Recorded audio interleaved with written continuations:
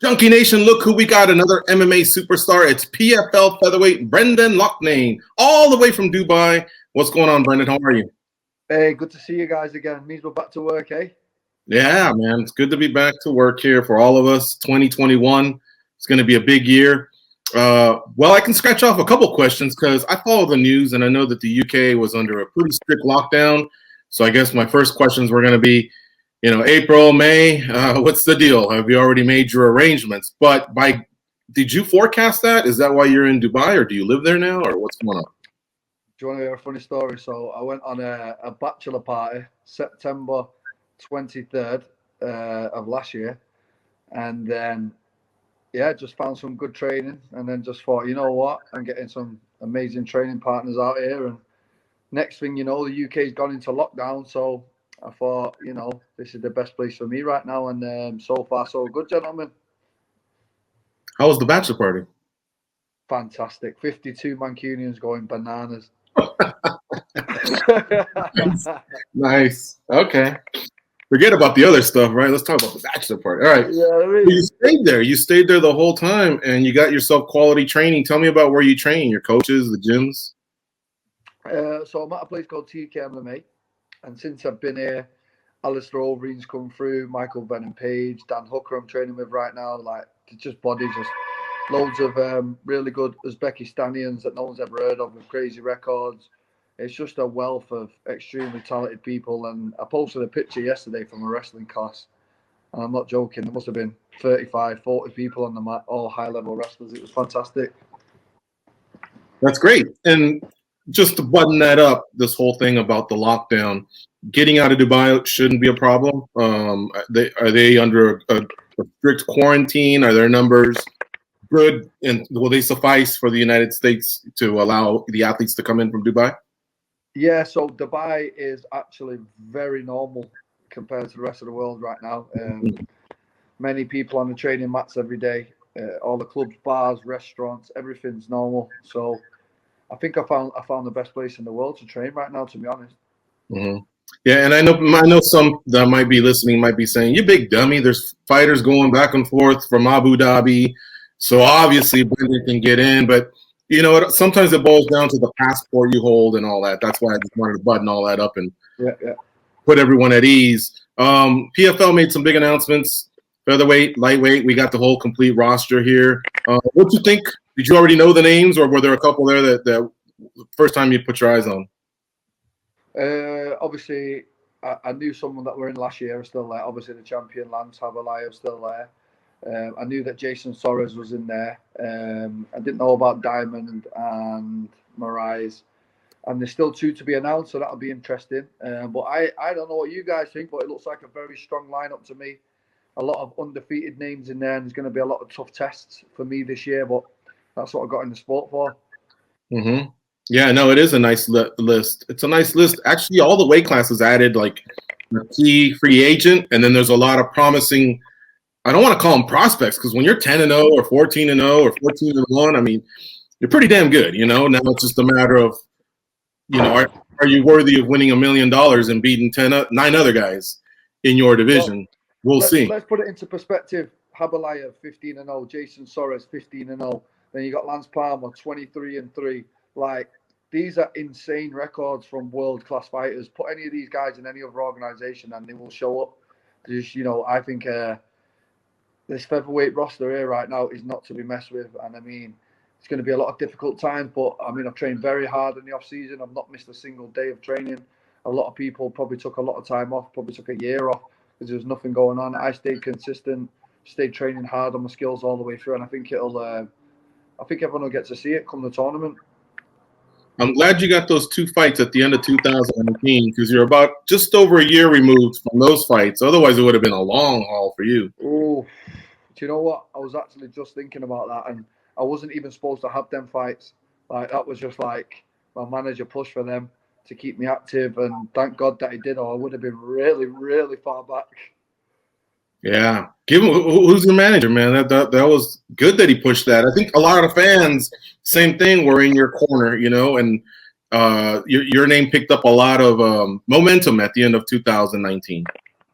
I mean, yeah, it was such a shame going into 2020. My name was right up there, and people had me at the top of the list for winning this thing. Obviously, we've had a year off now, a year and a bit. The name's died down a bit, but it's only going to take one world-class performance to bring my name back in the mix again. And I'm very interested to see who the first matchup is. When will you find out? And how do they do it? I forgot, man. It's already been 2 years, but do they draw names or do they just match them up themselves? I have no idea. Last time I checked, there was 12 people in there, and then they released a roster and there was 10 people. So I was like, wait. Then I heard it was seeding, but now it's not. I don't know how they're going to do it. I just know that whenever you send me a name, I'll prepare for it, and then we'll go from there. Would you want to face Palmer first and send a message? I mean, even. I know your mind's not thinking this way, but I'm just saying, even when a fighter loses early, it doesn't matter because you can still make the playoffs. And if anything, you already got a feel for that one fighter. But I guess the question is, would you just want to face Palmer first and maybe send a message to the rest of the division? Let's not forget, I was trying to get the Palmer fight last year, the year before for the world title. I was like, remember, someone really got, homeboy popped for steroids, and they needed a featherweight to jump in there. I was campaigning hard on the phone day and night trying to get that world title fight, and it was very close to going my way, but I ended up going with Gilpin for contractual situations. But the thing is, like, I'm out there to fight the best guys in the world now. I think me and Lance match up well. Yeah, he's a phenomenal wrestler, but he's not fought anyone that'll move as much as me, that's as hungry as me. So I think this year, every single one of them, I don't think Lance is the toughest fight in there right now after I'm looking around on that roster. But we'll see. You know, they're all equally pose as much threat as the other, to be honest. I got a confession to make. When that went down, the PFL reached out to Goz and I, and they said, hey, we can't decide. This is a tough one. What do we do? Do we give Loughnane the big fight or not? And Goz and I huddled up, and I go, nah, he's a City fan. If he was a United fan, then you got the endorsement from two OGs from the MMA radio game. But that one came back to bite you in the ass, pal. Oh, who said it was a City fan? Goz, didn't you say he's a City fan? No, his coach is a big City fan. Oh, his coach is a City fan. Right. Yeah. My bad. Don't be confusing me for a blue nose. Hold on a second. Goz, you gave him and the coach a ride, and I thought they told you they were City fans. His coach was. And it was funny because we were all getting along. And then the second that came out that I was a Manchester United fan, he was a City fan, the rest of the week, we just kind of give each other looks. So it was funny. Who was it? Which coach? I don't remember his name, but there was actually two guys. One was a City fan. One with the tattoos on his neck. Yeah. Yeah, he's a diehard City fan. Like, he would have went to town with you about United. Yeah, he did. yeah, he's diehard. Who's your team? Yeah, I'm Man United through and through. Wow, then you're with us. Okay. Bro, did you not see all the shout-outs last year? Rashford, Lingard, all the United players. Come on. Did you miss that? But people, yeah, I mean, not that you would do this. I mean, everyone in England, you know, in the UK is very, very loyal. But a lot of people stateside will jump around. We've almost talked Walt Harris into leaving Liverpool for Man United. He said, if they get Jadon Sancho, I'm in. And I'm like, it doesn't work that way. You got to either let us know now before the season starts and forever rid yourself of Liverpool, you know, because we'll give him the pass because he's kind of new to it and he's having fun with it. He really watches a lot of the EPL. Listen, let's not even talk the word Liverpool right now. Come on. Let's not go there. Fair enough. And obviously, folks, that was a joke. I have no pull at all with the PFL. But if they did, that would have been the clincher right there. 2020, how did you do it, Brendan? This is a personal question, but I know PFL, I guess, helped out a little bit. But, I mean, have you always been a good saver? Did you have a savings to back you up, or did you have sponsors, or did you have to scrape? How was 2020 for you mentally on that side? Well, a couple of things. I don't know if you remember, I got the signing on bonus for signing for PFL. I had 2 fights, 2 wins in quick succession. I've got property in the UK. I made some smart investments. I've got great sponsors. So it was a whole mix of things. I've never been stupid with money. So I've kind of moved it all around perfectly in order for me to live this life. And I have done since the start. This year I picked up some even more bigger sponsors. So a lot of people believe in me. I've got a lot of friends in high places in the UK that all really believe in my skills. I was actually sponsored by Jesse Lingard last year and his brand. No shit. But yeah, seriously, be yourself. It was on my kit for all the PFL fights. So yeah, I mean, I've got great backing, got great people behind me, and they only want to see me do well, and that's what we're going into this season with. Brendan, so going into this season, since the last time we've seen you, you've been all over the world training. Like, you're right, you have not stopped. What will camps look like once the season begins? Is there going to be a home base and that's where you're keeping it? Wow, well, you know, what is a home right now in 2021? Borders keep closing everywhere. You know, I have to go where I can train the best for this tournament. There is no joke of a fight in this tournament. I need the best training in the world. And right now in the UK, gyms aren't open. You know, you're struggling to find training partners. So that's just not the place for me to train for this tournament. Whether it's going to be Alliance, so speaking to Dom, he said they're pretty much closed up right now. I've heard Vegas, people are moving around a bit. Maybe I'll be at Syndicate with John Wood. There's Tiger Muay Thai is closed. I mean, they're not letting anybody in. My plan was to fly to Tiger Muay Thai, Thailand, and fight out of there for this season or last season. I was going to fly there and back from Thailand to America to Thailand to America. I was sparring Peter Yan, Rafael Faziev, all these guys were having great sparring sessions. I was literally 3 weeks off, ready to fly to the first fight, and then it all got pulled under the rug. So for me, it's been difficult. And as soon as I landed in Dubai, I walked in the local gym and I found 5 or 6 really good training partners my weight. And I was like, you know what? I'm staying put. I feel good. I'm getting good training. So I'm staying here. Like my 2 coaches from Thailand, the Jaguar, who's a great pad man, he was here. Frank Hickman, who does Israel and all them boys, he was here. He stayed for a few months. So I just latched onto them 2 and kind of just found my own feet here. The end of last year was really good for you, getting those 2 wins and all that. But is this going to be kind of a restart? Are you hitting the restart button for you, or do you feel like you can carry some of the momentum from those fights as well? If I'm brutally honest with you, I was adamant that I wanted a warm-up fight for the PFL. I was like telling my manager, like, they started letting people out to have fights. We found it really difficult to get a 1-fight matchup. We tried everything we could. We just couldn't get that done. And then the time just ticked away from us and we didn't have no time left to find one. But you're talking about a guy here that's 13 years into this now. I'm not a newbie. I've had a year out before and come back better than ever. You know, ring rust is a thing. I'm not going to lie. It definitely is. You know, time in the cage is valuable. So in my first fight, I've just got to put the sparring rounds in the gym. I've got to get up to fighting standard again and fighting pace. And when the tournament comes back around, I'm so happy that there's 5 fights involved this year and I get to stay super active. Should I go all the way, which I plan on doing, that means I'm going to have 5 fights. And all I ever want to do is be active. That's all I've ever asked for. Like, to sit out for a year was hell for me. But, you know, there's people in a lot worse positions than me, and I'm just glad it's come back around now. You know, we brought up Lance Palmer earlier in the interview. When you look at his game, is it a matter of looking at what he's done and the way he fights? Do you see holes in his game, or is it more about just saying, I know I'm the better guy that night? Lance Palmer's 10-0. He's undefeated in PFL. Like, he knows how to win a fight.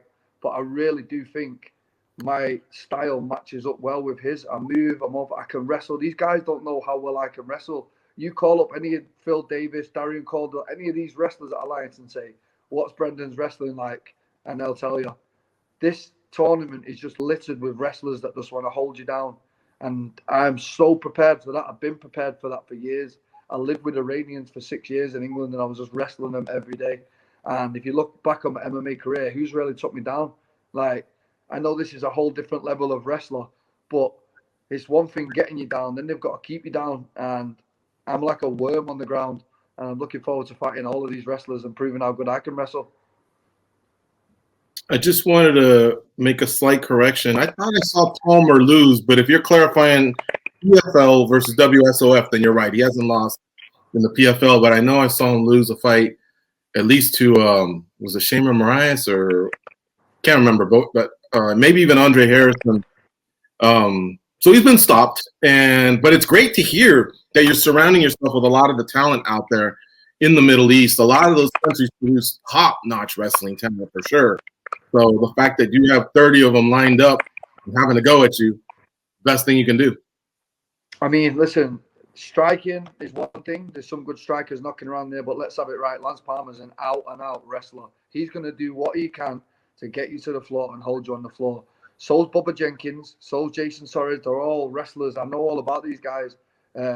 So my job is to keep it on the feet. And who knows, I won't take them down. We're all sat here talking. The reason I'm not in the UFC right now is because of a takedown. So, yes, I can wrestle. Hey, yes, Brendan can wrestle. And if he has to, he will. Man, I didn't want to bring that up. It's gone. It's come and gone. But I was see, we live in Vegas, so we go to all the Dana White Contender Series, and I just remember like, what? Because it's not just your talent. I feel like when they're looking for a fighter, I always thought you were very charismatic and charming, and I think that's part of the equation as well as the skills. And you're from a part of the world that they love their combat sports. They love their athletes, and I just thought, man, he's ticking a lot of boxes. They're gonna look back on that one and regret it. So that's what 2021 is all about. I mean, you said it earlier in the interview. Palmer, all these guys, man, they can compete in any organization. Michael Chandler just gave us a taste of that. Justin Gaethje did it a few years ago. You know what I mean? So we've seen it. We believe it. The WEC guys, the Strikeforce guys. But hey, I think you landed in a big spot against some great fighters with a huge prize of $1 million, man. I can't wait for the season to get started on ESPN too.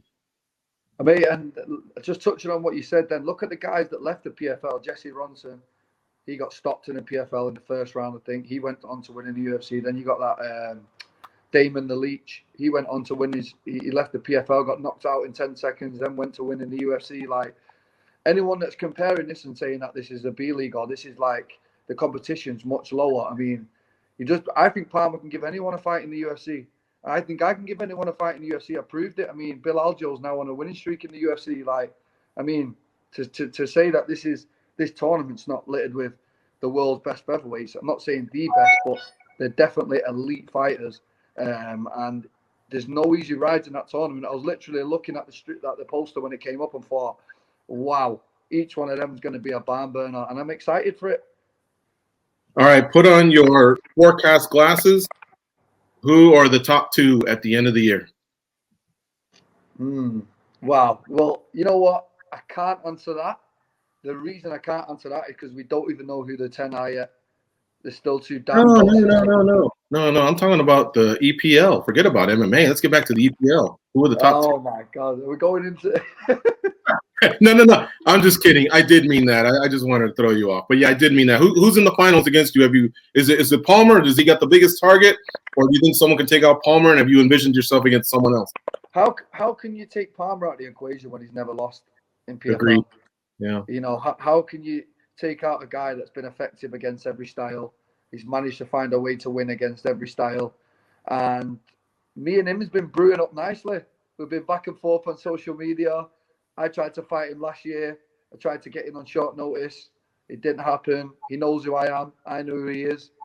And that fight's building up nicely, don't you think, gentlemen? Yes, I agree. That one's going to be a good one. Jenkins is a good talker as well. I've seen him succeed, over at Bellator. I think it's going to be a very interesting year. But I definitely see like a foursome, including yourself, not just because you're on, but really Palmer, Jenkins, yourself, and a lot of people have been talking up Suarez, but we'll see. I don't know who that fourth one's going to be. How you guys can overlook this Hablayev? He's a killer. Khabib's main training partner, 15-0. He's in the mix, boys. He ain't no easy fight.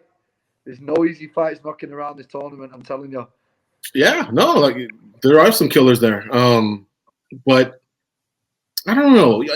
There's been a couple times I've done a couple deep dives on a lot of the fighters that come in with very impressive records. Like, take the kid from Bellator. I think he's like 27-0, and he's proven himself in Bellator. So I actually put him in the rankings for USA Today Sports and MMA Junkie. But if you went before Bellator, the competition it's similar to what they do in boxing. You're just given a lot of easier competition, and I don't know if hiding the record is a Russian thing or an Eastern European thing or what. I'm definitely not saying that. It's just I've noticed it a few times. So now I haven't done a deep dive in his record, but I need him to prove it in the PFL for me. and then we'll see. Yeah, I mean, I think he could be the toughest matchup for me because he's a striker as well, and he can wrestle. Whereas the wrestlers, a lot of them they're just going to try and wrestle. They bring one thing to the equation, whereas the full MMA, there's one or two others knocking around. I mean, how can you even write off Shaman Moraes? Shaman Moraes is a veteran, been around a long time, knows his way around the cage, fought at elite level for a long time. Trust me, I've done my research on these gentlemen.